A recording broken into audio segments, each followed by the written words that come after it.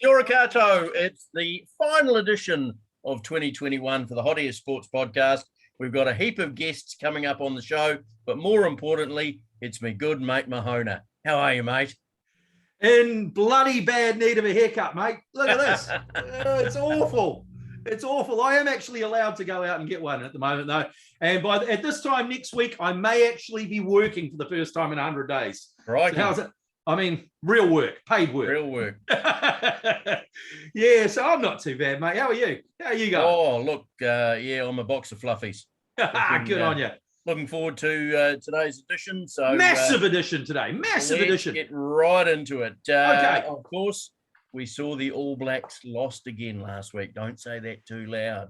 We mentioned this, didn't we? It might upset people. It was my best bet of the week last week. There was good value. Foolishly, I didn't get on it, but them's the breaks. Yeah. Anyway, there's been lots of toing and froing and moaning and carrying on about, oh, don't be so hard on the All Blacks. They won 80% of their games. Okay. Let's just do a few comparisons here. In their first 2 years as All Black coach, Steve Hansen had a 92.3% winning record against top 10 rugby nations. Even our good friend John Mitchell, who was on his journey for not quite as long as he would liked, even he had a 78.2 winning record against top 10 nations. Now, our current coach, Mr. Ian Foster, after 2 years has a 62.5% record. And looking at his 2021 record, the All Blacks lost 3 of 4 tests that could be considered tough opposition. Taking away Tonga, Fiji, Argentina, USA, Italy, a weakened Wales, and even Australia, the ABs beat and narrowly lost to South Africa, but were well beaten by Ireland and France. Foster has blamed fatigue, playing 2 top sides in their last 2 tests, and spending 3 months on the road as excuses for the last 2 losses, and believes there are lots of positives to come out from this year. Now, I may be mistaken or reading the wrong sports news, but aren't the All Blacks a fully professional team and organisation? They knew exactly what was ahead of them and that Ireland and France were waiting at the end of the tour. Yep. Sounds to me like they weren't prepared for what was in front of them. Yes, it's been tough being away from home for so long, but they are well paid and you wouldn't hear those excuses in other sports. What do you reckon? Mate, they're a family first. They're a family. Okay. You know, as long as they enjoyed themselves and, they got to go away. The rest of us got to stay home. We can't go overseas. They got to go on a Northern Hemisphere tour and experience all the things that had to offer and play a little bit of rugby along the way as well. Oh, they lost a couple of games. Shit. For me, my problem with the All Blacks, they started with us in a roar. They looked great against the lower nations. And then as soon as they're a little bit like Arsenal in the Premier League. As soon as they hit any of the top teams, they just drop their bundle. And for me, the main problem that I saw is that they just weren't playing like the All Blacks. And the All Blacks you could always rely on to be competitive, especially in the second half. The forwards to roll their sleeves up to at least get 50% of the ball. And the back line to produce something. It seems to me like we're just relying on individual pieces of talent. And that's just something that the All Blacks have never done. We didn't play like an All Black team. I would not have minded if we had have lost those games and they had been tight losses, or we had have played well and they had have played well. We played so bloody badly. Those last 2 games, especially the back line. Honestly, mate, they were like they'd never met each other. Will Jordan's about the only guy that can hold his head up. And then there's things like, team selection. Who he's bringing on at certain times. He brings on Damien McKenzie with 7 minutes to go in the test match. I mean, I don't know, mate. I just think Foster's lost it. I just think he needs to go. You and I weren't fans of him to start with. They gave him a 2-year contract. We thought, what the hell are you doing? You've been super conservative. They did that. And now they're lying in a bed that's unmade to me. It's just, I don't know what we're going to do. We're going to have to come and razor is all I can say, but they're not going to listen to me and you. They're not going to listen exactly. to me. Yeah, well, as you know, I don't normally agree with a lot of what journalist Mark Reason says. No. But he actually made some very valid points in his article this week, talking about the fact that the Crusaders players have just fallen by the wayside over the last, month or so. Where's the creativity we saw from Richie Mo'unga? Where's the hard work we saw from Joe Moody and Sam Whitelock? It's not like these guys have played all year. Richie Mo'unga had a break for the birth of his child. Sam Whitelock had a break for the birth of his child. Joe Moody hasn't played every test match, and he didn't play and he had an injury during the Crusaders team game. So, these guys, it almost seems to me like Ian Foster has coached the creativity out of them. Yeah. And you look at what he did with the Chiefs. Where he did a very similar thing. It was always the back line, the forwards looked okay, but spluttered. He never did anything with the Chiefs. Yeah. I thought he was good as part of a coaching panel with the previous coaching thing, but I've never thought he's a head coach. I just think just looks out of place. I wanted to give him a chance. He's been given the chance, mate. Yeah. He's had 2 years and he's not doing very well, is he, mate? If we start next year with him as coach, I'm sad to say it, mate. We're only a year out from the World Cup next year. We're not going to win the World Cup. We're not. Yeah. So you either make the change now and you just say, look, let's pick the head off the scab and be done with it and let it bleed out for a little while and to next year be rebuilding and we'll build towards the World Cup. You look at, okay, and then you start again, or you go along and we're just going down the same old track. You look at what South Africa, they got beaten by us by 50 points a couple of years out from a World Cup. They got 50 block. They went and changed everything. They won the World Cup. We can do it too, mate.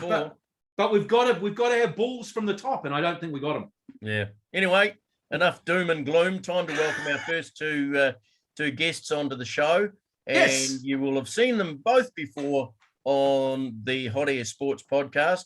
They're both big baseball people. Riki Paewai and Dale Budge are joining us. Dale, good morning. How are we this morning? Hey, folks, how are we? Good. Riki, welcome aboard. Yeah, boys. Well, it's we're coming to the end of the year, mate. Can you believe it's nearly the end of 2021? No, my son just turned 1 yesterday, mate. I don't know where it's gone. It's a crazy idea. Look at this, mate. Look at this bloody thing on top of my head. It's all over the place, mate. I just got my cut yesterday, so I was looking at you as well, man. I feel like a new man. Dale, it's been a busy old last few months for you with all sorts of things going on with the Tuatara. Quick year for you?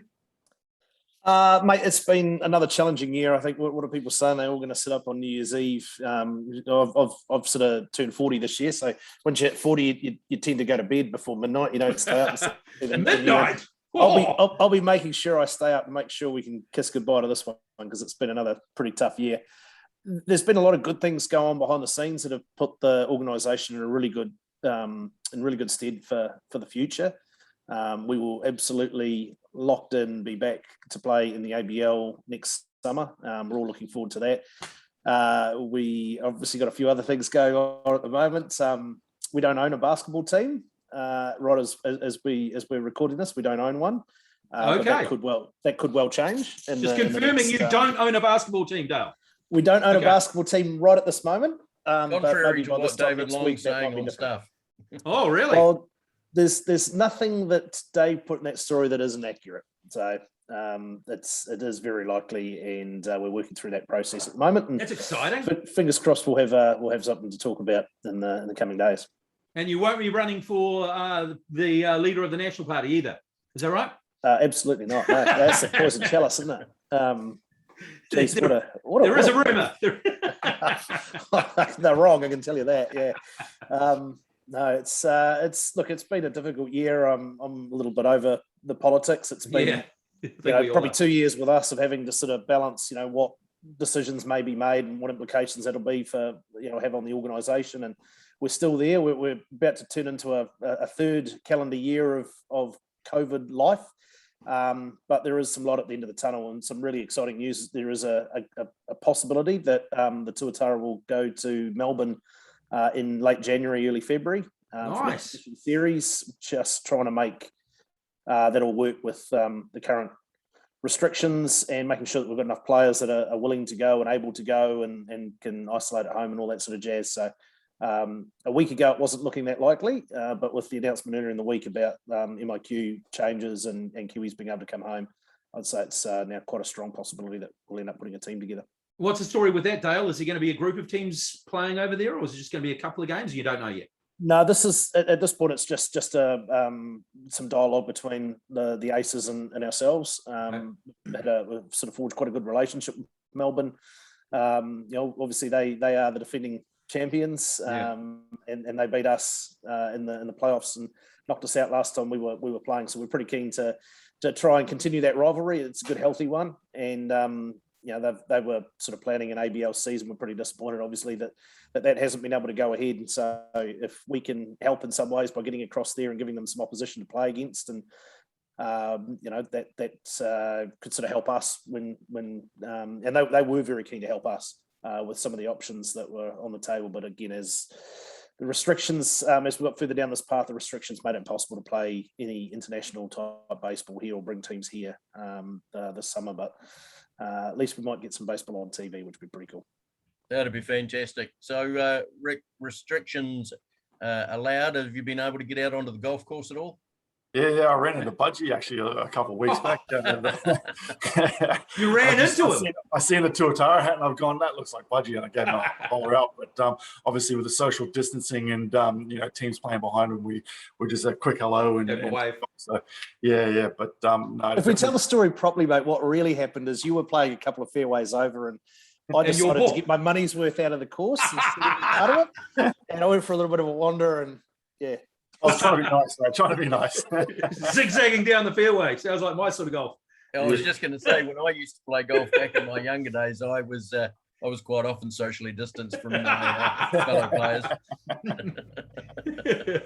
So obviously, without being out on, playing team sports and the odd game of golf, we've all been watching a lot of sport, haven't we?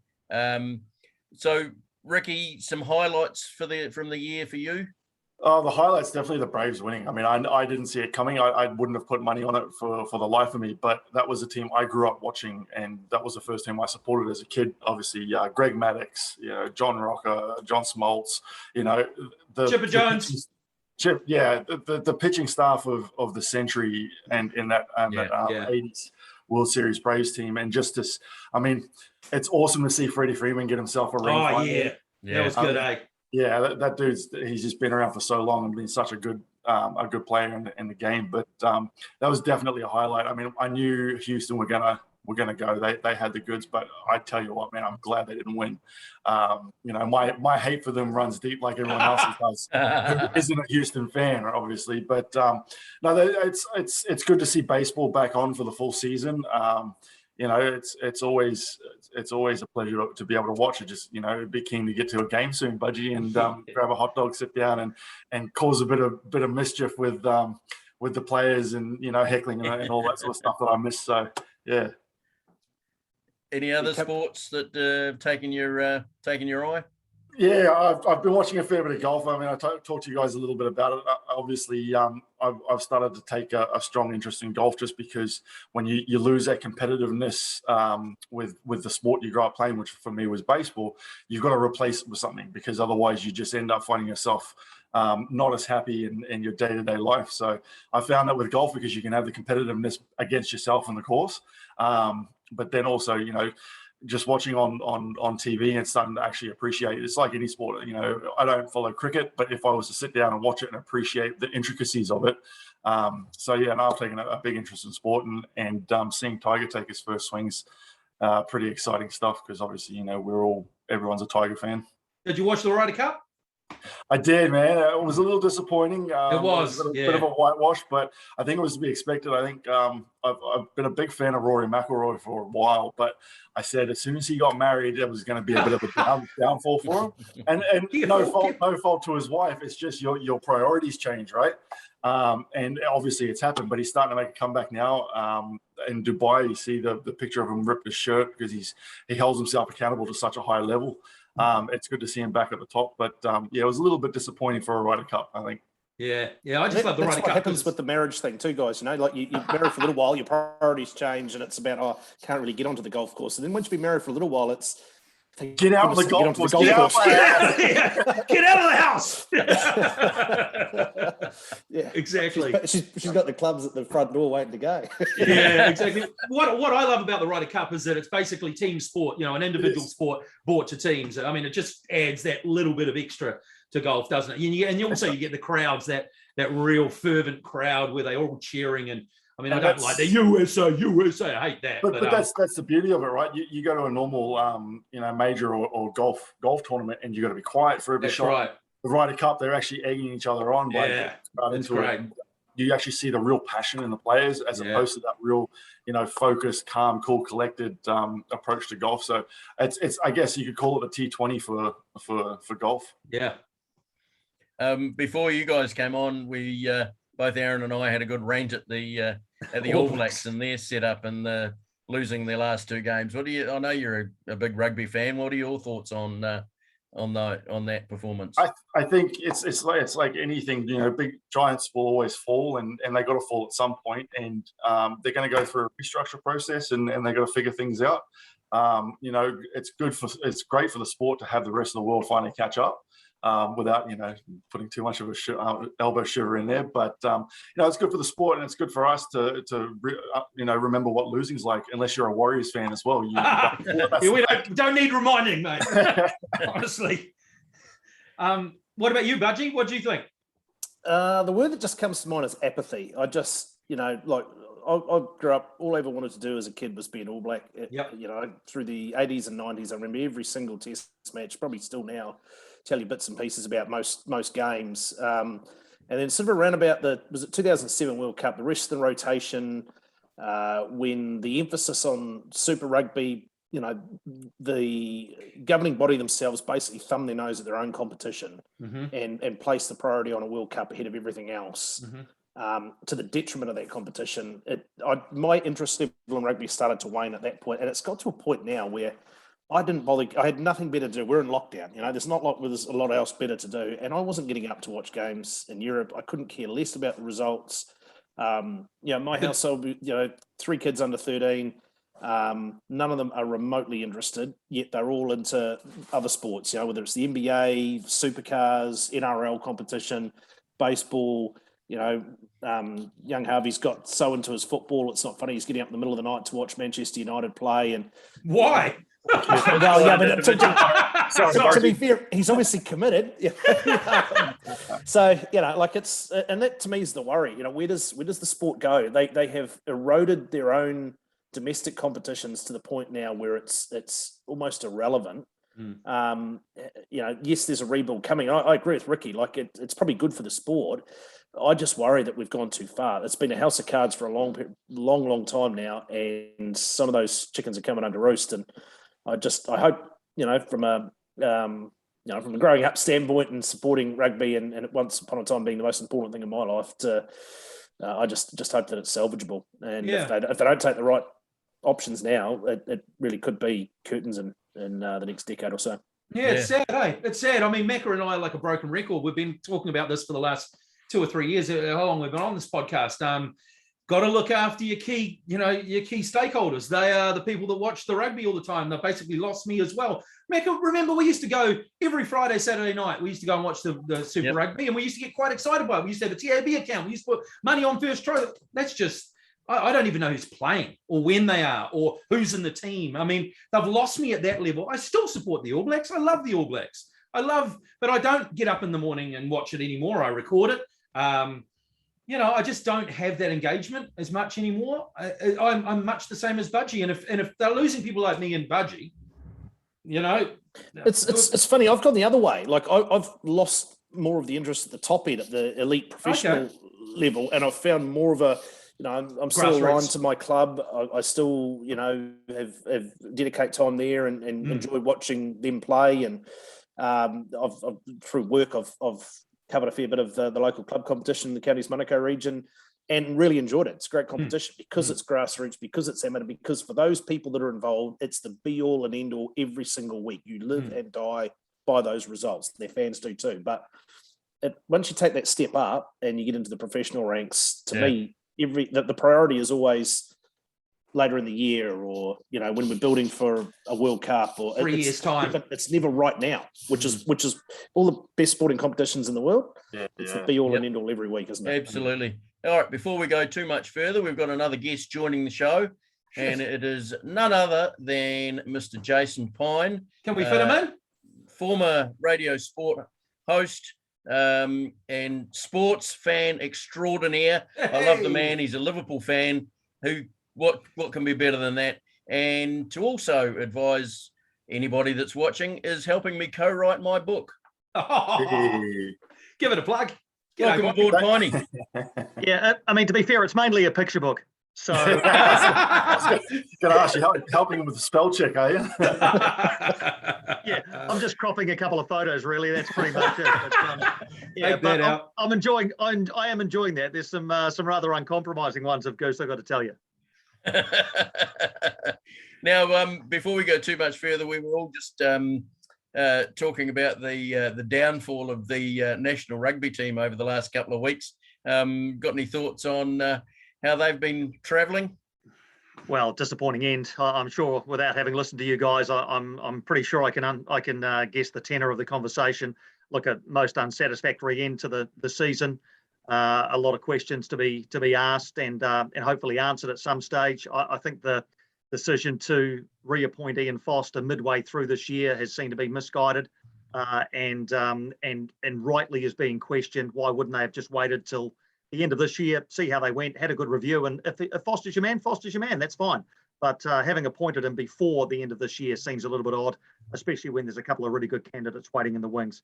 I mean, it's not catastrophic, of course, but there certainly will be a lot of scrutiny on those guys, the coaching staff in particular, and the players who wear the black jersey next year. But they'll be an MIQ keeping their heads down at the moment, I would imagine. As Steve Hansen always used to say, that'll be a rock under the towel over summer at the beach. We're talking about our highlights for 2021. We've heard Riki's, of course, talking about the Braves. Dale, what was your sporting highlight from this year? Oh, gee. Shane van Gisbergen. I just think across the board, that guy might be the best out and out card racer on the planet in any form. Like, he can jump from one thing to another. And people don't realise at that level just how difficult that is.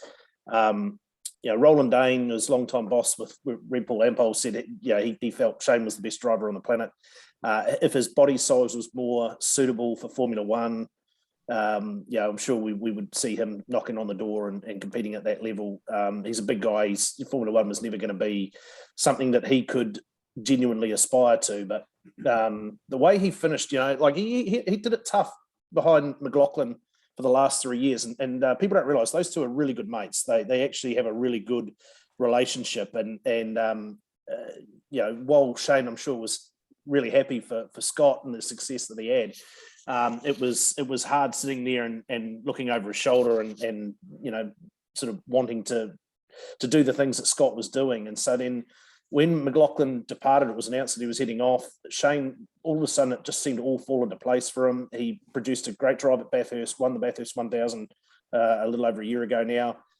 Finished the year really strongly at Supercars, came across and did the Battle of Jacks Ridge. Now, we all had a sneaky suspicion that he would be competitive and better than a lot of people might think, but never for the life of me did I think that he could win that event, that he could beat Hayden Paddon, who would absolutely be in the top 6 drivers in rallying in the world. He's the only guy in the Southern history of rallying WRC from the Southern Hemisphere to win an event. To match him on pace, and Hayden had a mishap in the semi-finals, but he would have had to have driven as fast as he'd driven all weekend to beat Shane in the final had not had that drama. And then so to win that and turn heads, and guys that have been rallying for 20 years here at the pointy end, shaking their head and going, man, like, he's just something else. And then to jump straight from that into New Zealand Grand Prix. I know, that was ridiculous. And from the pits. I had a wager on him. I'm not a big punter, but I put some money on Shane to win the thing. And So he's about to go out. He's about to go out and has the outlet to go and sit on the grid, and he accidentally sets off the fire extinguisher in his car.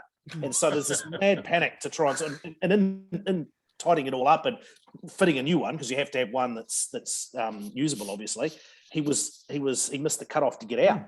So then he had to start from pit lane, right at the back of the field. You thought, well, that's it. That's game over. Yeah. He produced.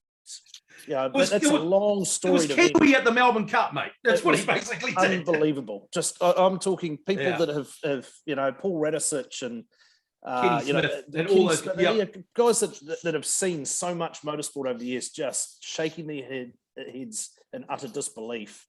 And then to carry it on this year with supercars, to broken collarbone, broken ribs, probably shouldn't be racing. And not only did he win races, it was the manner in which he won them. Like unbelievable.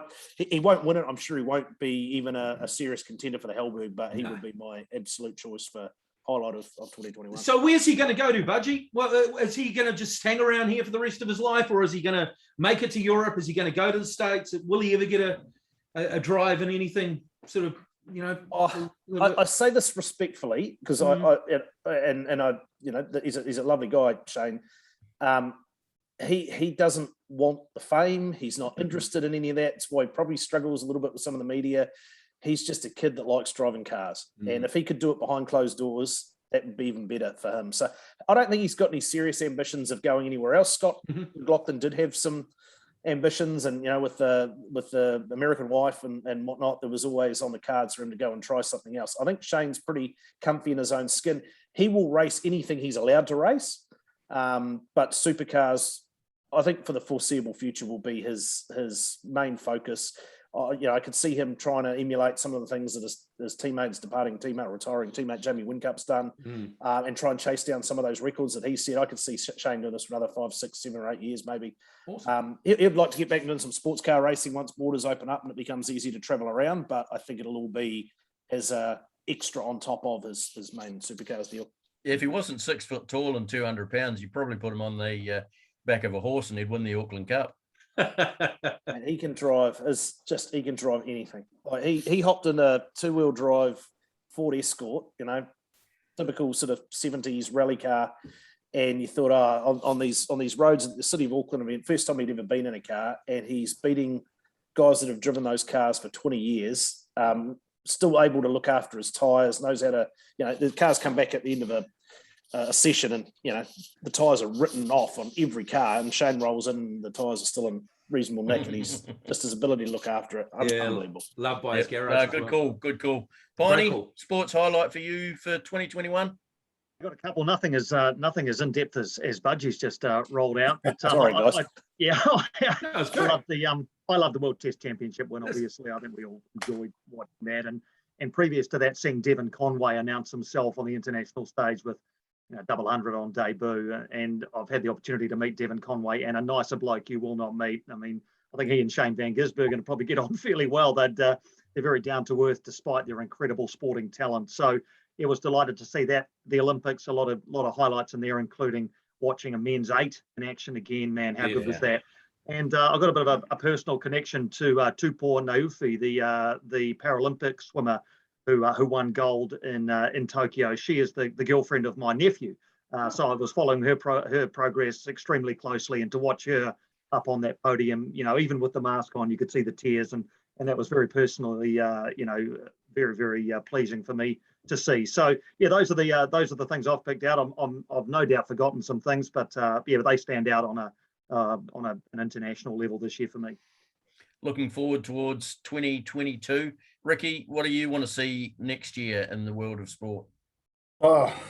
Obviously it'll be the end of the next year, but I'm keen to see the Tuatara back in action in the ABL. I mean, that ABL needs to kick off, and we've had enough time off now, and it's nobody's fault. But it's been something we've worked our butts off for the last better part of a decade to have happen, and it'd be good to see that kick back into high gear and get some proper support behind it as well. It'd be awesome to start filling out that stadium a bit more, and growing the sport in this country. And that's probably something I'd like to see. I got the young fella now, so he'll be growing up. He's already throwing baseballs and hitting golf balls. So we'll be at the games as soon as they're allowed. So I think that's that'll be what I'm looking forward to the most. Yeah, you think back to those first 2 seasons, don't you? And how we packed out McLeod Park with probably 500 or 600 people on a good day.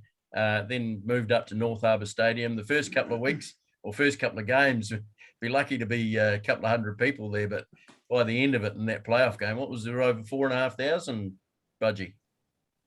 Yeah, it was 4,500, I think, which was second biggest crowd in ABL history, which was pretty cool. And look, I may have said this before, but there was a moment after we clinched a playoff spot and Cole Mentor threw that absolute gem. I was down on the field with Dan Tan, who's one of the coaches, and Andrew Mark, Pinky, one of our sort of standout New Zealand players, and we'd played quite a bit of baseball together, club baseball for Howick, through the early 2000s, mid 2000s, and won some national titles. I'm sure, Riki, you can appreciate this. That seemed like the biggest deal in our sport. Winning a club nationals in front of 100 people who are all friends and family and partners and whatnot. And and we thought we were standing on top of the mountain. And then to be down there and look back into the crowd and see faces that you didn't know, people singing in the stands, it was a pretty cool feeling. You guys were both involved in a lot of the groundwork and the effort, the hard work that went on behind the scenes that people on the outside will never understand just what went into that. It was a pretty satisfying. It'd been the most satisfying moment in anything I've ever been involved in terms of sport. Well, you'd remember this, Rick, in the early days of Baseball New Zealand, when you moved over from Australia, and I'd only been there a year or so, we just about knew everybody in New Zealand that played baseball, didn't we? Oh, absolutely. I was on a first-name basis with anybody that had anything to do with the game, be it a parent of a player or what have you. But, there was probably about 20, 25 years of work before that of just, 2 clubs or 1 club in New Zealand playing baseball for the love of it. And they're lucky enough to have people like Ryan and then myself and Dan Tan and Pinky and yourself and Pandy all come in and go, okay, well, I think it's time that we stop mucking about. We punch above our weight in every other sport in the world stage. So why not baseball as well? Went to the WBC with that 2012 team, and with some better coaching decisions, we probably could have won that game against Australian Taipei in the final.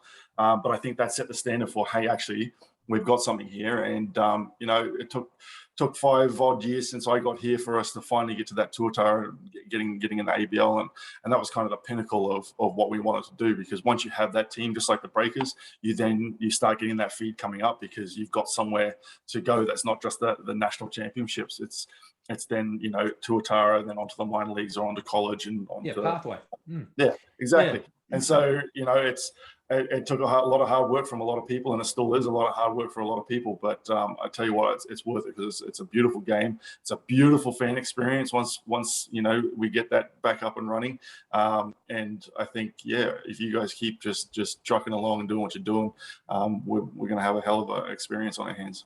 When you finish Ian's book, Piney, there's definitely a story to be told. The backstory of the tuatara make very interesting. Oh, absolutely. It's look, I've been lucky enough, obviously, I've seen the Phoenix live, seen the Breakers live. Tuatara is on that bucket list, and I'll hopefully soon back into next year. Would love to spend some time up there taking in what you guys are talking about. Absolutely. Can't wait. What else would you like to see in 2022, Budgie? Mate, just sport get back to normal. I was going to say, for you, Budgie, come on, Mount Smart Stadium. Bring the Warriors back to Mount Smart. That's what we're looking for. 2 years. And they'll be losing, and I still want to see them play. I want to see them lose at Mount Smart. I don't know. I actually think they're a top 8 side next year. It's been a long time since I've said that. I want to see Reece Walsh in the flesh. Yeah, I think they've got enough to be a top 8 side next year. Anything other than that is a fail, is a disappointment. But they've had enough to be a top 8 side since they entered the competition. True. It's just being able to put it together for enough weeks in a row. That's the problem. I think the balance of that roster is better this time. Like, they've always had, on paper, a team, Ricky's right, on paper you think there's enough talent in there to be a playoff team, but I don't think they've ever quite got the balance of a roster correct. It's not just about having good players, it's about having good players that are going to work with each other and work to a set plan. I think for the first time, 2018, they started to take some steps there under Jim Doyle and Steve Kearney, and then they went away from that plan and it went significantly backwards. This will be the first time, I think, since probably pre-2010 even, 2011 they went to a grand final, but I think they jammied that, if we're being honest. Yeah. In the mid-2000s, they had a pretty good structured roster that looked like a perennial playoff team, and I sort of just feel they're knocking on the door here. They rely a lot on Johnson coming back and being healthy and being the player he was pre-injury. Mm-hmm. They're going to rely a lot on Walsh continuing to do some of the X factor stuff that he did, and then obviously trying to stay healthy as much as possible. But yeah, I think they can be a genuine top 8 side. But yeah, what am I looking forward to, mate? Just sport without restrictions, all our sport back how it should be.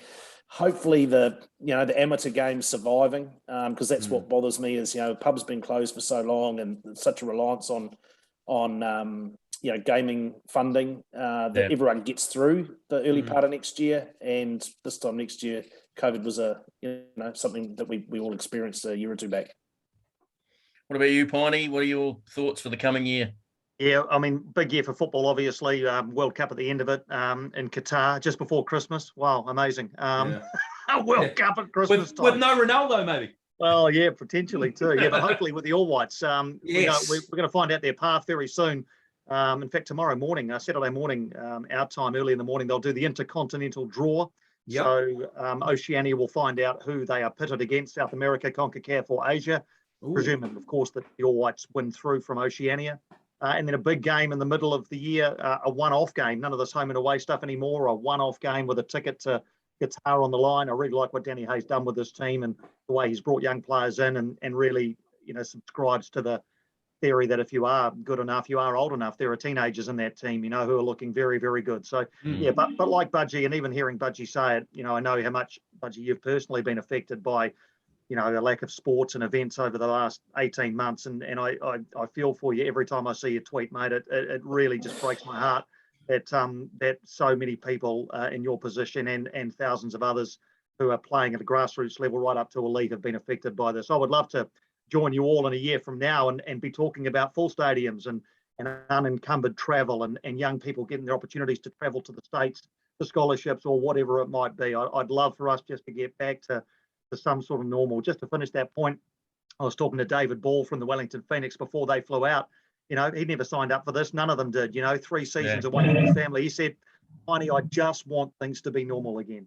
That's all I want. I just want things to be normal." So I think so say all of us as far as that is concerned. Absolutely. Piney, sorry, can I just ask you, Piney? You said there was a one-off game against whoever we don't know. What are the chances of us getting through? And that one-off game, is that going to be in New Zealand, is it? Is that going to be here? Maybe in New Zealand, neutral venue, more than likely the Middle East. In fact, it might even be in Qatar. Okay. Certainly might be at home. Yep.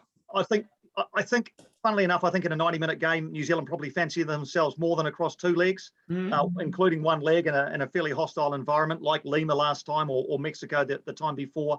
It all really, or not all, but a lot of it depends on who we get drawn against. If it's South America, it's very, very difficult. It's playing the 5th best South American team. And I think Uruguay are 6th at the moment. So so you're talking about good teams there. If we can avoid South America, I think we're a chance.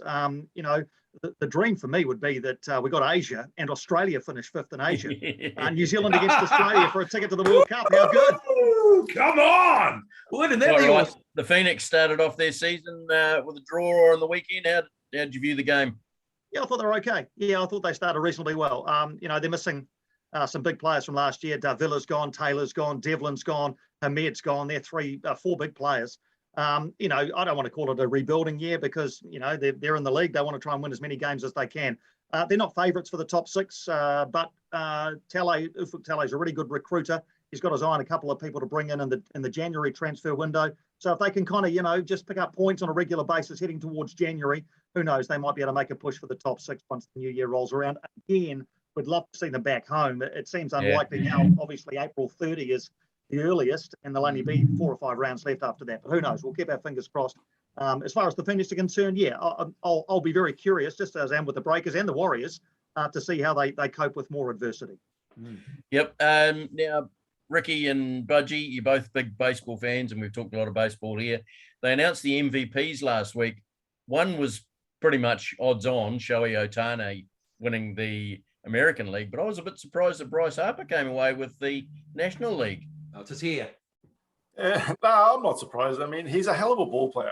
And he does put up numbers. There's just a stigma around him now because, I mean, in Philly, not in Philly, sorry, in Washington, he kind of acted a little bit too big for his shoes, and then he had a couple of bad seasons, and so everyone was like, "Oh, the hype train was too much."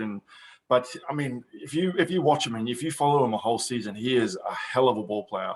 The hair takes It does. It takes your focus off everything else. But I think he was definitely deserved, and I don't see often an MVP go to somebody that doesn't deserve it. And I mean, I'm surprised that there was ever any question that Guerrero was going to be MVP. I had a lot of arguments with people about it, and I said, I mean, you haven't had a ball player like this with not just the numbers, but the ability for both ways and produce numbers on both ways. I mean, he's one of the best pitchers in the game and then one of the best hitters in the game. And you can't deny that. And to say an outfielder that hit, maybe hit just as good as him, but what else has he been to the table? But it was good. I was able to kind of, so I've mentioned before, I'm part of an ex and current pro ball player group on Facebook. And before Shohei came over when he first signed, they were all, he'll come over and he'll struggle. It's different. It's this, it's that. He'll get here and crap his Dax. And I said to him, no, he won't, man. You watch this guy and he's going to tear it up. And sure enough, put a little post on. So we're those guys that were talking smack about Shohei. Nothing, just crickets. But no, it was a good season to watch for all-star kind of players. We're starting to get that breed of Showtime players again, which is really awesome to see. And I think next year I'm excited to see what the Padres do and if they hold on to some of those key players. But the trades that happen in baseball keep it interesting. And I think next season is going to be another good year for it. Budgie, what were your thoughts on the MVP winners? Yeah, no, not surprised. I sort of agree with Riki. I thought, they were the obvious choices. National League was certainly closer to me was a closer battle than the American League. The American League, all three of the guys that were finalists there had phenomenal seasons, and you might argue that all three American League players trumped what anyone did in the National League. But what Ohtani, as Riki points out, what Ohtani did to dominate both ends of the ball, it's just so unprecedented. And like when Russell Westbrook won the MVP a few years back when he averaged a triple-double for an entire season. I mean, that is something that'll stand the test of time. I'll be talking about that in 50 years' time. I don't know that you'll talk about Vlad Guerrero hitting what he hit. Does it stand out any more than any other player over the last decade? Probably not. What Ohtani did, not surprising, it was unanimous, just absolute season for the ages. And man, how cool is it going to be to see him continue to do that? But yeah, Bryce Harper, I know he rubs people up the wrong way, but I thought he was the right choice there. Just more consistent across more categories. He's now won 2 MVPs and all that hype and everything. To have that much hype and deliver 2 MVP seasons. He's lived up to every bit of the hype, I think. And that's a big thing to remember too, is when you get hyped and you sign as an 18-year-old and you're going to be the next big thing, it's hard to live up to it. I mean, what was his name? Billy Bean, the Moneyball guy. Yeah, he was the same thing. He was hyped up, got there, and he couldn't produce, and it happens all the time. The amount of guys that I've played with that were the 7-figure first-round draft pick, and they didn't make it out of rookie ball. They didn't make it out of A-ball. They got several more chances than the rest of the guys did, but it's hard for an 18-year-old kid or a 22-year-old kid to get that much money, to get that much hype, to be put up on a pedestal like that and then deliver. That's why Mike Trout's such an amazing ball player and why he would be a Hall of Famer. Yeah. That kid came in and he was just the all-American dream. He produced every year. He carries himself well. He doesn't ever kind of let the fame get to him. And that's very rare to come by. And that's why you see the low percentages of successful major league ball players is because it's hard, 1, to stay healthy, 2, to stay performing, and then 3, to stay out of your own head. It's interesting though, guys. You're mentioning all these guys, but their teams are all pretty pants. I mean, the Angels and the Phillies, they don't even make the playoffs. So they might have the best players, but they're not in great teams, are they? Yeah, but you got to remember, these guys aren't thinking we're not a great team. They're out there trying to win pennants and trying to win rings day in, day out.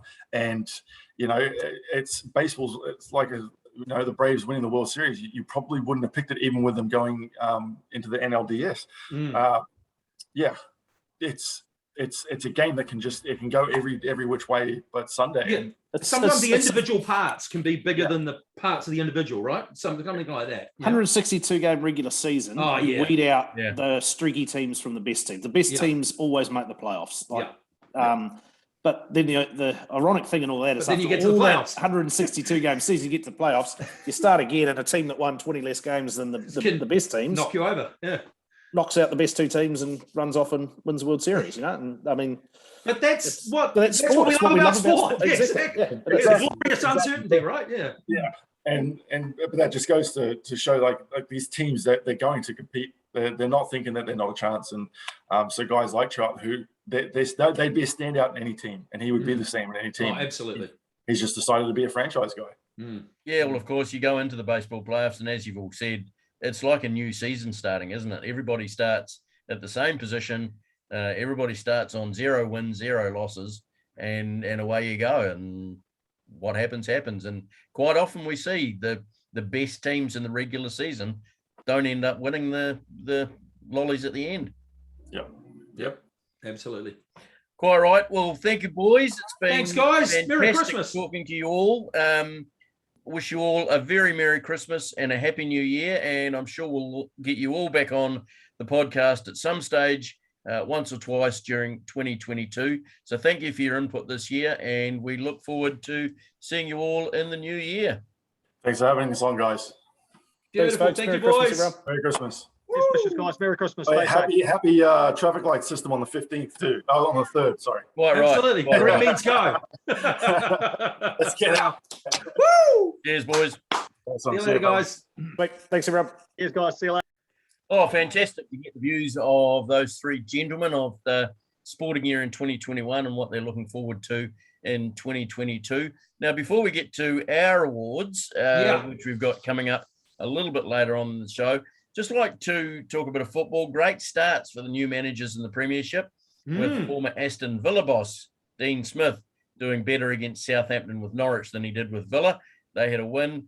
And, of course, Stevie Gerrard nailed a 2-0 win against Brighton. Of course Eddie he did. Howe didn't quite make the Newcastle dugout due to a positive COVID result, but saw his side finish level after a 6-goal thriller against Brentford, while Antonio Conte's first home game in charge of Spurs saw them come from behind to beat Leeds 2-1.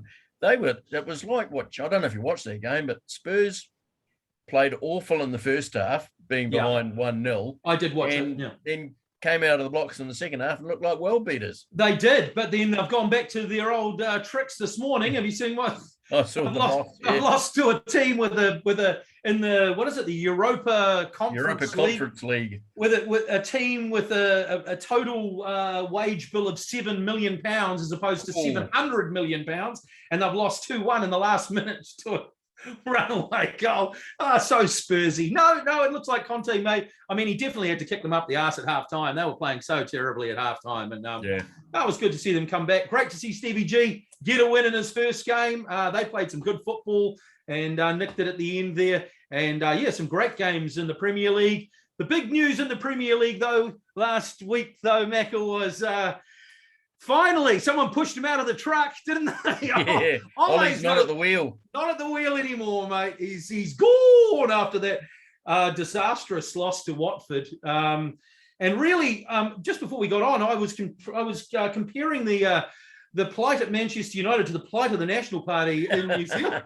And there really is major things that are very, very similar with the National Party and Manchester United. For a start, they seem to lurch from a caretaker to an interim manager. Then we'll appoint a permanent guy, and we'll appoint him for too long. We'll appoint him for 4 years. After a year, we've got to get rid of him, pay him out, and then we'll get another interim in. And this seems to be a lot like what the National Party's doing. Actually, you could probably equate it almost to the New Zealand Rugby Union as well, with the appointment of Ian Foster. Why the hell we had to appoint him for another 2 years at the beginning of this year, I've got no idea. Why the hell Manchester United had to give Ole Gunnar Solskjaer another 3 years? Who was going to go after him? Yeah. No one. So, poor old Manchester United, mate. It's just so sad. It looks like they're going to appoint, it looks like, who is it? Are they going back to the future? Ralph Rangnick, who is a contemporary of Jurgen Klopp's, I believe. Yes. The likes of Thomas Tuchel, Jurgen Klopp all view Rangnick as a bit of a mentor and he was the founder of the Gegen Press. So it'll be interesting to see if he can get the likes of Ronaldo and Sancho and Fernandes to press like the memes like have already Bobby started. Firmino and Mo Salah do at Liverpool. It's not going to happen. The memes have already started coming out saying, what, you know, with the picture of Jurgen Klopp and Ralph Rangnick saying one of these guys was the mentor and one of them was the maestro, although one of them's won about 12 championships and 12 trophies and the other guy's won none. Ralph Rangnick's won nothing in football. He's been managing for 34 years. He is someone, though, that signs up players on the cheap and turns them into superstars. Don't think that'll be a problem at Man United, though. Well, he won't be able to sign anyone on the cheap because he'll be knocking from Man United. And as soon as Man United come knocking, you add another 10, 20, 30 mil to the deal. Right. So quite interesting, though, to see since Alex Ferguson retired, 1,500 games, 38 trophies. David Moyes, 51 games. He picked up a trophy. I think he got a League Cup. Louis van Gaal, they gave him twice as many as David Moyes, 103 games. He picked up one trophy. Then they had Jose Mourinho, gave him another 50 games, 144 games. He actually got 3 trophies, a couple of League Cups and a second in the Premier League. And then they gave Ollie the job, didn't they, in an interim and then a caretaker manager, and then we'll make him permanent and then we'll sack him. 168 games old Ollie had at the wheel, no trophies. Not a good manager. Ollie, lovely guy. Did you see his? Yep. What did you make of the exit interview? Did you watch that? That was weird. That was strange. I've never seen that before. Rarely see interviews like that. Normally the sacked manager will brush past the media. No comment. Yeah. I just want to get on with my life, sort of thing, and away they go. Couple of things that made me chuckle. One was a tweet by Jamie Carragher after Michael Carrick won his first game in charge, saying, "Sign him up, get him on, put him on a permanent contract straight away." I think he's sort of trying to troll Rio Ferdinand a little bit there, isn't he? Yep. And just slightly. Michael Carrick and Darren Fletcher in charge. Another tweet came out saying that they should get hold of Steve Bruce because he's probably better than Harry Maguire at the centre of defence. Well, he probably is. What about Roy Keane? Get Roy Keane back in there. Kick some angry. Butts. He is angry. I did see Jamie Carragher. He was tweeting out again yesterday as well. He's a bit of a tweetaholic. After Man City beat PSG in the Champions League, really pleased to see Man City beat PSG tonight. It showed no matter what superstars you have in your team, you can't carry passengers defensively. PSG can't win the UEFA Champions League with only 7 players defending. And here, when you've got Mbappe, Neymar, and Messi, you look at Liverpool, we've got Firmino or Jota, Mane and Salah. All 3 of those guys actually defend as well. So if you're only going to play at one end of the pitch, you're not going to go far, are you? Right. Good segue there. Liverpool, of course, outstanding in their 4-0 win over Arsenal at the weekend. And, of course, it was a sideline bust-up between Mikel Arteta and Jurgen Klopp, which you call it a bust-up? The home side to really get into them, because within minutes, Mane had the ball in the back of the net, then another 3 goals in the second half, and it was all over Red Rover. Great performance. And then just a day or so ago, the half B team, half A team went out and beat Porto quite easily, 2-0. Yeah, and I thought Andrew Robertson looked great coming back. Tyler Morton in the middle of the park for a young boy. Fantastic. So composed, doesn't he? Looks like he could be some player. And we're just purring along at the moment, aren't we? We're just looking very, very good. Looking like a well-coached side with a plan, Macca. Yes, and amazing. How was that goal from Thiago? Oh, dude, just watch that on repeat all day. That was just... Yep. Was it a volley or a half volley? Half volley. Oh, it was just beautiful. The way it reminded me of a skimming stone across a lake, didn't it? Quite right. It sort of didn't quite get off the ground, and every time it touched the ground, it just skimmed. It was beautiful. Yep. Harry Maguire's red card against Chelsea looks like he's going to miss the game against Chelsea this weekend. Chelsea are expecting to appeal that, though, because they want Harry Maguire in defence. He's playing so well at the moment. Thought you might like that one. Yes, quite right. A couple of other little tidbits. Waikato are the NPC Premiership champions after beating Tasman in a close one, 23-20. Yep. While Taranaki complete an unbeaten season, beating Otago in the championship final. Proper cricket got back underway yesterday in India. with the first cricket test against the Black Caps. Did you watch any of that? Closing the day on 258 for 4. Yeah. Kyle Jamieson picking up 3 early wickets. And Wellington all-rounder Rachin Ravindra playing his first test, along with 2 other spinners, Ajaz Patel and Will Somerville. Did you watch any last night? Sorry, I watched 20 minutes at the beginning, but yeah, I'd forgotten it was starting at 5 o'clock. So it was interesting. I mean, the pitch is spinning, so what a surprise in India. Yeah. We picked 3 spinners, which I thought was kind of overkill, really. I mean, I don't think we need 3 spinners. I think maybe having a third seamer would have. And then when Tim Southey limped off after the first session, I was like, oh my God, we're going to be down to 1 seamer. But Jamieson bowled really well. Yeah. And I suppose he's ended the calls from India with all their Indian fans saying, oh, yeah, but can he bowl in the subcontinent? Well, he's picked up 4 wickets. He's done very well. So 3 wickets. It's relatively well poised. I think they're 200 and something for 4. But yeah, it's going to be that just looks, the conditions look oppressive there. They really do. Very smoggy early in the day. And go the boys though. And if we stick with cricket as well, the racism debate continues in UK cricket, with Michael Vaughan looking like he's not going to have a role in the BBC's coverage of the upcoming Ashes series now. They said they require our contributors to talk about relevant topics, and his involvement in the Yorkshire story represents a conflict of interest. Very interesting. Yes, well, there's one figure that we won't be seeing playing a big part in the Ashes series, and that's Tim Payne. Oh! He got in a bit of trouble, didn't he? He did get into a bit of trouble, Macca. Do we want to say what he did?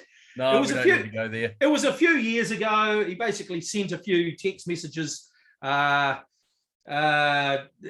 sexual nature to it was a co-worker of his, wasn't it? Somebody that worked at Tasmania Cricket, and was completely inappropriate, and it was all dealt with at the time, but obviously she wasn't too happy about it, and it's come back out, and now he's going to have to stand down. Obviously, someone actually said to me, I don't think that those text messages that he sent, why should we be reading those? That's personal stuff. And I was like, well, yeah, maybe he should have thought of that before he sent a picture of his personal Johnson to someone he hardly knew. I mean, that's the thing. Right. If you're gonna do that, you're gonna lie down with dogs. You're gonna get bitten with fleas, aren't you? So quite right. Anyway, enough of that. Let's have a look at our Hottest Sports Podcast Year Awards. Okay, we've got a few categories here. We'll start off with the favourite sporting event of 2021. I had a couple, the Olympic Games, as much as they were. Well, we weren't looking forward to them too much, were we? Really looking forward to them. The Euros were pretty good, and World Test Championship was another one that caught my eye. What was some stuff? Yeah, I added the America's Cup and the Ryder Cup. The Ryder Cup obviously wasn't a great contest, but it was a great event, if you know what I mean. I liked the event of the Ryder Cup. The America's Cup, we sort of went, and then it was on. When it was on, we loved it. And then when it finished, we didn't really give 2 hoots about it again. So it was a cool event up here. I think New Zealand sort of bought into the event for a while. I did like the Olympics. I didn't think I was going to, but I actually really enjoyed the Olympics, watching the Olympics and the Euros as well. Not just for the fact that I made a bit of money on it and the fact that England once again fell over, but for the fact that there was some good football played. But for me, the favourite sporting event of 2021 has to be the World Test Championship, because we won it. We're the World Test champions. Quite right. Yes. We are the World Test champions. We finally got across the line in a cricketing tournament and won it. So for me, the World Test Championship was my favourite sporting event of 2021. Yes, I'd have to agree with you there. And of course, it does come up in the next category, which is our favourite sporting moment of 2021. We've got that with also Lisa Carrington's haul of gold medals at the Olympic. And I think my favourite of the 3 nominations that we've got was watching the men's rowing 8 recreate that gold medal win from 1972. It's the first time we've got anywhere near a final for a men's 8. I don't even think we've sent an 8 the last few. Well, we haven't. Yeah. First time we got anywhere near the final, and what did they do? They went out and won it. Yeah, no, I think for me that was probably the moment of the year as well, just because of the fact that it wasn't expected, and also the fact that it's the goal, the blue ribbon event of the Olympic rowing, and the fact that we didn't expect it, and it was just such a surprise. It was just lovely. It was just a lovely moment. Even though I was at work, I got to watch it at work with all my work colleagues, which wasn't ideal, but hey.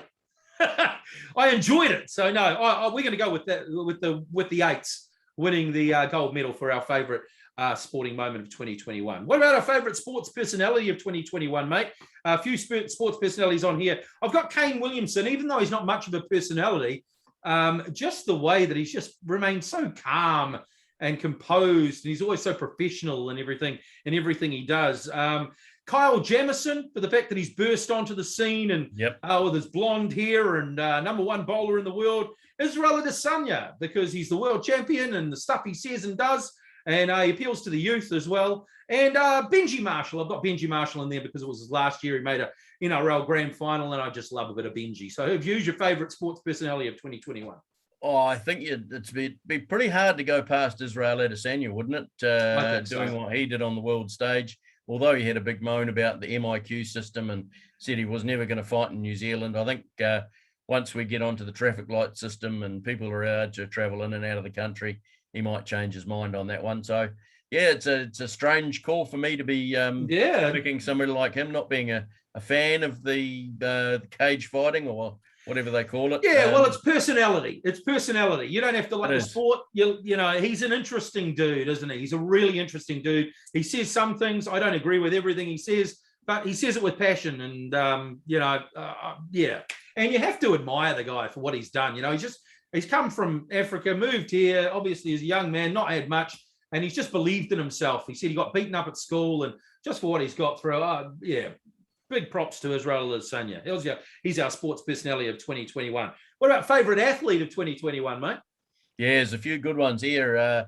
Going through the male nominees, Devon Conway, Will Jordan, Kyle Jamieson, and Reece Walsh. That's a pretty tight category there. Not bad, eh? Got a couple of good footy players there. Will Jordan and Reece Walsh, who, to me, both this year, just phenomenal players. Anytime they play, I want to watch them play. Kyle Jamieson and Devon Conway. I mean, a batsman and a bowler have just burst into the team and have just gone straight to the top of the world. This is hard. I don't know. What did you thinking? Well, I mean, can you go past Devon Conway's 200, as Piney was talking about just a bit earlier? His performance in the World Test Championship final. Will Jordan, 15 tries. I know. 15 tests, about the same. 11 tests or 12 tests. Yep. Kyle Jamieson, as you talked about, picked up another 3 wickets in this first test against India. His bowling average is just hardly worth reading. Ridiculous, yeah. And as you say, Reece Walsh, just a firebrand on the field. Yeah. I think I'm gonna go with my heart here. Okay. And pick a true Canterbury man and go with Will Jordan. Yeah, okay. I'll go for Will Jordan too, just because he does stuff that no one else can do. Yeah. I think he does. He's just leaves me breathless sometimes. The way he plays, he's a little bit like when Dan Carter burst onto the scene. Just did stuff we've never seen done, and he's got that kind of upright running style where he looks like he's going to get tackled, and he just doesn't get tackled. Run, Forrest. I think, I mean, as I said, 15 tries in 2021. It's the most since Joe Rokocoko scored 17 in 2003. And also the fact that he's done it in a All Black team that's sort of been spluttering along as well. Yeah. He's been one of the few backline guys that his form hasn't dipped. He's just played well the whole season. So let's go for him, Will Jordan, as our favourite athlete of 2021. What about the most outrageous thing you saw in sports in 2021? Oh, hang on. Let's go back to our favourite athlete for the female. Athlete. Oh, yeah, females. Oh, female nominees. We can't forget the females. Oh, quite right. Lisa Carrington, Emma Twigg, and Lydia Ko. This is another tough one for me. It is. What are your thoughts? Well, for me, Lisa Carrington, she's just an all-round champion, and she's always a champion, and she's she could be favorite. She could be our favorite female athlete of 2021 to 2030. Really, she could. She'll be up every year. Lydia Ko, she's really mature. I liked her statement this year, just recently, where she said, "I'm not expecting to play golf. At the end of about 5 years, I think I'll retire." I thought that was a great call from her. She's been doing nothing else but golf. She probably needs to retire and have another part of her life, I thought. And it seems like now she's sort of, she's just done some growing up. And I really like the cut of her jib as a person, and her golf has really improved. But for me, I like Emma Twigg. I'd suggest, because she's one that I sort of forgot when I was doing these awards. Yep. And then I went through and I went, she won a gold medal at the Olympics in the single sculls, man. I mean, no other female has ever done that. She's tried and tried and tried and tried. This is her 4th Olympics, and she's been majorly unfortunate in the double sculls before. I was just over the moon for her. So I'm going to go for Emma Twigg. Good on you. I agree with you, but I disagree with you. Okay. I just do not think you can go past Lisa Carrington. I'm not going past her. She'll be next year. Like I said, she could be 21. I'm just giving it to someone else. Yeah. No, quite right. Well, your choice is Emma Twigg. I've gone for Lisa Carrington. I'll tell you what, if it was comeback athlete of the year, it would definitely be Lydia Ko. Yeah, definitely. Yeah. Because after a couple of years, really. She looked like she was disappearing. Where we hardly ever heard her name mentioned in dispatches, and suddenly this year she's just come on, won a couple of tournaments, won the Vere Trophy for the lowest aggregate score of anybody on the LPGA, and just announcing yesterday that if New Zealand Golf return to having the Women's New Zealand Open, she'll be back to playing it every single time. So good there. But yes, that's our favourite athletes of 2021. Now, this is a category that is quite interesting. The most outrageous thing you saw in sports 2021. What were the nominees? Okay. Manchester United's fall from grace after coming second in the Premier League last year and looking so good at the beginning of this year. We've signed Ronaldo. We can't be beaten. The next thing you know, they're getting smashed by us and Watford, and Ole's being pushed out of the truck. So that has to be pretty outrageous. Messi and Ronaldo both move clubs. Never saw this coming. Yeah. The two biggest superstars in football both leave their clubs. England's penalty woes at the Euros continue in the final. They just can't get over the line with the penalty shootouts. Cubs, Javier Baez turning a regulation ground out into a double and a run scored. You can tell us a bit more about that shortly. And Tim Payne resigning as the Australian Test captain for sexting irregularities. Tell us a little bit about this Javier Baez. Oh, look, hit the ball, regulation ground out, went to the shortstop, who immediately threw it to the first base. But Baez, thinking on his feet, decided to initiate a rundown. And so the first baseman had to follow Baez to try and tag him. Mm-hmm. Ended up throwing it to the catcher, who missed it. So Baez turned around, raced back to first base. All the while this was going on, the runner on second base decided, they're not concentrating on me. I'll run to third. Yeah. And then the catcher misses the ball. Baez runs to first. The catcher or the pitcher who'd come around to cover the catcher threw the ball to first base, overthrew it, goes into the outfield. Baez moves on to second base, and the guy on third runs home. That's awesome. So he basically regulation ground out ended up being an RBI and a double. Yep, you hit it straight to shortstop to first base. Oh, and it wasn't an error? It wasn't an error. No, it wasn't. Well, yeah, there was an error in there. And I should say, normally, when the ball goes from the shortstop to the first base, he only has to catch the ball with his foot on the base. But the throw was a little bit errant, so it pulled him off the base. So he couldn't just tag, put his foot on the first base. And so, Baez, once he saw that, decided, nah, I'm not going to just carry on running and get tagged out. I'm going to initiate a rundown. and that comes back once again to things you never see, but you're just watching. See, baseball is one of those sports, isn't it, for those sorts of things. You can watch a game of baseball, and just about every game of baseball, you'll see something you've never, ever seen. So what is the most outrageous thing you saw in sports in 2021, mate? Well, it's that. exactly that. Well, I'll go with it. I'll go with it because it sounds whilst I've enjoyed seeing Ollie being removed from behind the wheel and seeing Tim Messi Payne and Ronaldo not do so well at their new clubs. Yeah. And, of course, I had a good laugh at Tim Payne resigning as Australia's cricket captain. It just continues a long history of Australians falling foul of cricket. I was thinking, if he had just kept a bit of sandpaper in his pocket, that might have helped with this problem. Anyway, it might have been painful, but favourite sporting team performance of 2021, mate. We've got the Black Caps winning the World Test Championship. Might be a bit of a shoe in that one. The men's rowing eights at the Olympics and the Olympic Black Fern Sevens. Yes, the Black Fern Sevens. Let's talk about that. They just played magnificently in that in those last few games. Almost got beaten in the semi-final. They did by Fiji coming from behind. So close. Yeah, so close. That went to extra time, didn't it? I think that Fiji game. It did. Yes. Yeah. So I still think. I know I gave the men's rowing eights as my favourite sporting moment, but I think sporting team performance. The Black Caps, a year out from the World Test Championships, were never even talked about making the final, let alone going on to beat, the all-conquering Indian side. Yep.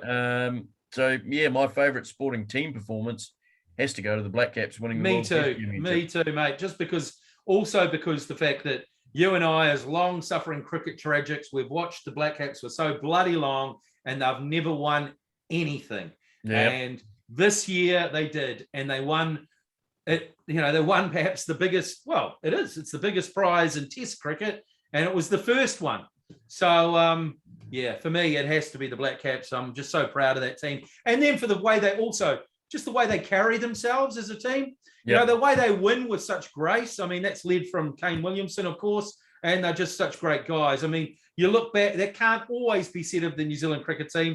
Even if you go back 10, 20 years, there were some real dickheads in that team, man. And I just don't think they've got really a no dickhead policy almost in the Black Caps at the moment. And it's just great. So the Black Caps winning the World Test Championship, our favourite sporting team performance of 2021. What about individual performance of 2021, mate? Yeah, well, I've just got to go for Devon Conway, that first Test double century against England. Just, we knew how good he was. We'd seen him in white ball cricket. We thought we did. Yeah. He just confirmed it, didn't he? And he just went on and confirmed it. Just unbelievable. For a female performance, just Lisa Carrington, multiple gold medals, 4 gold medals in the space of 5 days or 4 days. Just an absolutely incredible feat. Absolutely. Can't argue with that. What about our favourite overseas sports personality of 2021? We talked a little bit about him with the guys. Yes, we did. Shohei Ohtani, just an unbelievable performance. Nobody's ever done what he's done since the legendary Babe Ruth. I mean, that's all you need to say. He's in the same category as Babe Ruth. It's like if you're a cricketer and you're in the same category with Bradman, don't say anything else. Just say he's Bradman-esque. He's Ruth-esque. I mean, that's what he did this year. He was a pitcher, one of the best pitchers in baseball, and he was one of the best home run hitters. Bang. I mean, unbelievable. Unprecedented. One other nominee. I think Otani's probably got it in the bag, but of course, the great manager, Jurgen Klopp. Absolutely. And what a personality he is. I love the man. I want to have a beer with him. I really do. I really do. He's just, if I was having one of those, fantasy dinner parties you often think about, you can invite 3 guests. Yeah. He would definitely be one of my 3 guests. Absolutely. Probably along with Stephen Fry and maybe Noel Gallagher. I don't know. We'll work that one out later. Well, that's for another podcast. But yeah, I love Jurgen Klopp. I love the cut of his jib. Apparently, the real reason has been revealed is why Arteta got upset, though, and it was because Jurgen said they were playing a little bit like United that day. Yes, that would upset you. It would. We got any more awards, mate? We got another one? Yep, we've got the favourite overseas sporting team performance of 2021. Riki talked a bit about this one in his favourite sporting moment, the Atlanta Braves winning the World Series, Chelsea winning the Champions League, Yeah. And, of course, they're top of the table on the Premier League at the moment. The Springboks beating the Lions. That was a great series to watch. And they're also finishing number 1 this year, which is the first time for a long time. Top of the table. And the Tampa Bay Buccaneers with their new quarterback. Can't remember his name now. He's a young guy. He's going to go far, though. He looks like he's got a good career ahead of him. Tommy Tuchel. No, Tommy someone. Anyway, Tom Brody. I think that's his name. Yep. He'll go far. Mark our words. Yeah. So what's your favourite overseas sporting performance of those, mate? Oh, I've got to go for the Braves. As Riki said earlier, they just came from nowhere.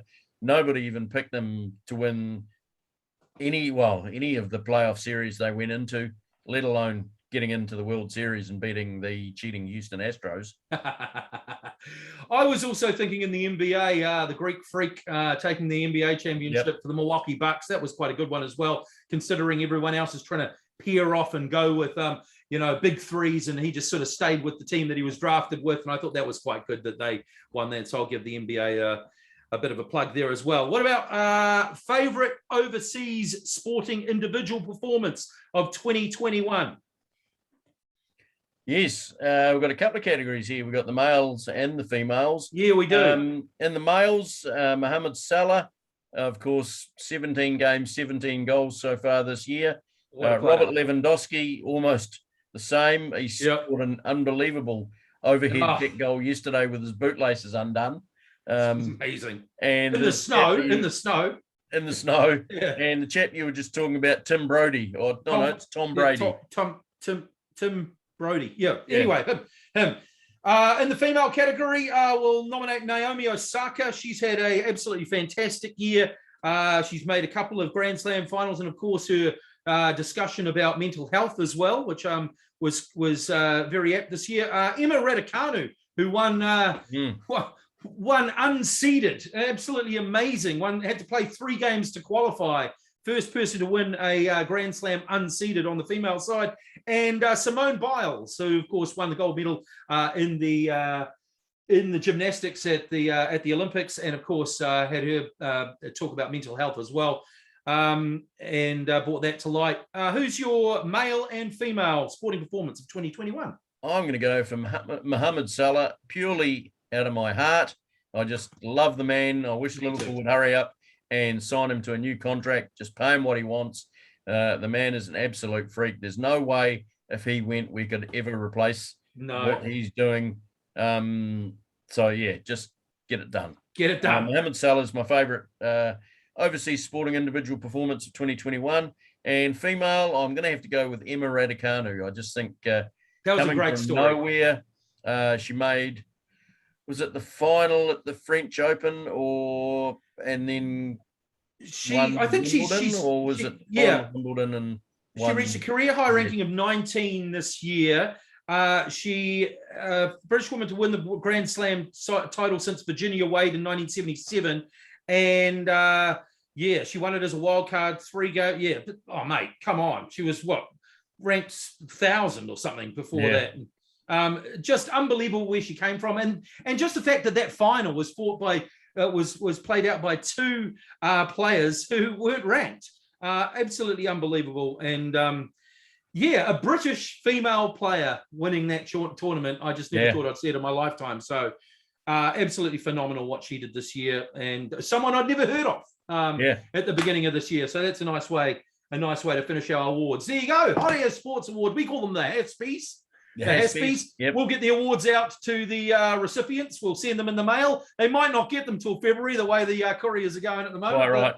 But they will be coming. They will be coming. So before we depart for 2021, what are some of the things you hope to see in 2022? Oh, the outside of my house a little bit more. A hairdresser. I'd like to see lots of things, mate. I'd like to see the Warriors. I want to see a live game of rugby league, whether that be local rugby, any sort of live sport. I mean, in Auckland, we've been locked down for 100 days. I'd just like us to start to get back to normal. Obviously, we're going to be living with this thing forever and ever and ever, or at least in the short to medium term. So we've all made allowance. We're all wearing masks, we're all being vaxxed and all that sort of stuff. I just think we all need to just try and get back to normal Yep. as much as we can. And that means going out and playing sport, going out and watching sport, going out. That's what I'm looking forward to. Going out. Full stop. Leaving I couldn't the agree house. more. I'm looking forward to seeing a few more games down at Sky Stadium in Wellington. Just over Maybe seeing you in the flesh. Yeah. That'd be good. Just seeing the whole field rather than just the bit you see on TV. Yeah. And of course I'd want to see Liverpool win the Premier League and the Champions League and maybe the FA Cup as well. Wouldn't it be great to see Liverpool win the Premier League in front of fans, and then for the whole next season with the fans in the ground be able to sing about it? Because that's something that the fans missed out. We finally won the Premier League, and then that whole season there was no one in there to sing about it. So yes, that would be absolutely fantastic. I would love to see that for the fans. Quite right. Well, that pretty much wraps us up for 2021, mate. Wrap it up. Put a bow on it, mate. It's all done and dusted. Merry Christmas to all of you people out there that stick with us. And to Murray, we did talk a little bit about Ollie as well, mate. We got your message. Thanks very much for that. To Kerry, to Clint, to Martin, to all the other people that we know watch. Merry Christmas to you all. We love you all. Yep. We'll be back. In 2022. Absolutely. Looking forward to it. Merry Christmas to you and Charisse and the family. Same to you, of course. Mate. I'm sure we'll talk before then offline. But yeah, it's been fantastic. This is episode number 35 for the year. This year. Not bad. It's been an absolute pleasure doing this. It's the highlight of my week. I love talking to me mate Mahona about sports, and we hope that you've enjoyed listening to it. Of course, give us a like on YouTube, Spotify, Facebook, send us a comment, congratulate us on the year being the preeminent sports podcast in New Zealand. The only sports podcast. I think we're the only one out there, Macca. Quite right. And we look forward to seeing you all again in the new year, probably towards the end of January, beginning of February. We'll fire up the generator and get the sports talk going again. So until then, have a happy Christmas, a safe new year, and see you all in 2022. Merry Christmas.